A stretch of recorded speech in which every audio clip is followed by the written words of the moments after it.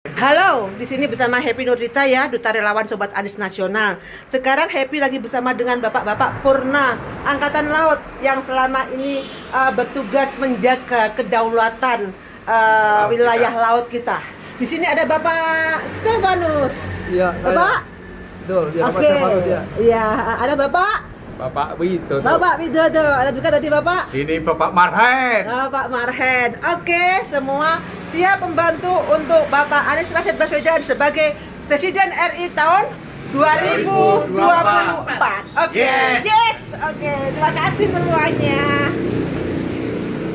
Kok waktu itu kan janjinya nggak maju bareng gitu, memberikan kesempatan Pak Prabowo untuk jadi presiden. Gimana Mas? Ya, saya bertugas di Jakarta belum 1 tahun. Ketika saya diundang oleh Pak Prabowo untuk menjadi calon wakil presiden. Waktu itu saya sampaikan terima kasih, ini sebuah kehormatan. Tetapi saya berjanji untuk bertugas di Jakarta 5 tahun.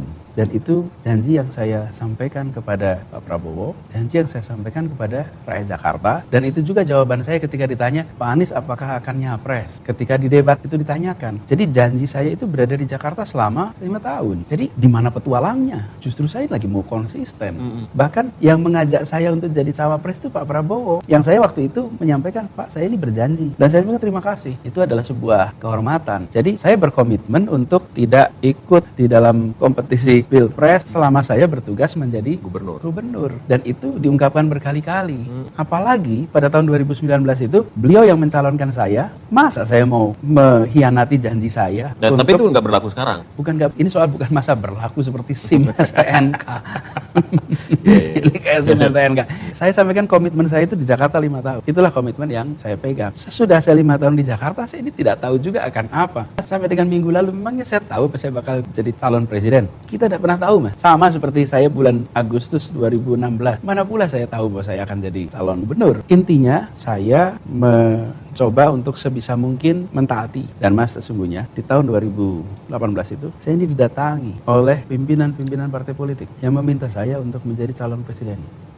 Di 2019. Bahkan pertemuannya itu Mas, waktu itu saya sedang jadi, bukan juri, saya menonton final Abang None Jakarta. Pimpinan-pimpinan partai 2018. 2018. Harus ketemu saat ini juga. Saya bilang saya nggak mungkin ketemu sekarang. Ini saya di depan acara. Kami datang ke lokasi acara. Sampai akhirnya pertemuan di belakang ruangan itu. Iya. Ketika mereka bilang ini kami mencalonkan, apa jawaban saya Mas? Saya bilang saya ini komit di Jakarta 5 tahun. Saya tidak bersedia. Ini ada waktunya nanti Mas. Untuk dibuka. Untuk saya ceritakan. Tapi saya ingin agar bila Ada saksi-saksi itu ya? ada. Bila ada janji yang tidak ditepati, itu bukan saya secara sengaja mengingkari, tapi ada ketidakmampuan, ada kekurangan sumber daya, ada kendala sehingga tidak mampu terlaksana. Tapi bukan tidak terlaksana karena saya secara sengaja tidak menepati janji itu. Janji saya 5 tahun di Jakarta. Dan saya waktu itu pernah saya sampaikan, saya janji 5 tahun di Jakarta. Karena itu saya tidak mau. Kenapa saya mau tanyakan ini? Karena ini pasti akan jadi salah satu bahan untuk kemudian mempertanyakan integritas, mempertanyakan komitmen dan lain sebagainya. Dan itu sudah mulai kan? Di sosial media itu kemudian sudah mulai. Bagaimana kemudian jawaban Mas Anies terkait dengan itu? Ya tinggal dilihat aja janjinya apa, realisasinya apa. Janji 5 tahun di Jakarta, alhamdulillah saya tunaikan. Bahkan ketika saya diajak untuk menjadi wakil pun, saya bilang saya lebih baik di Jakarta.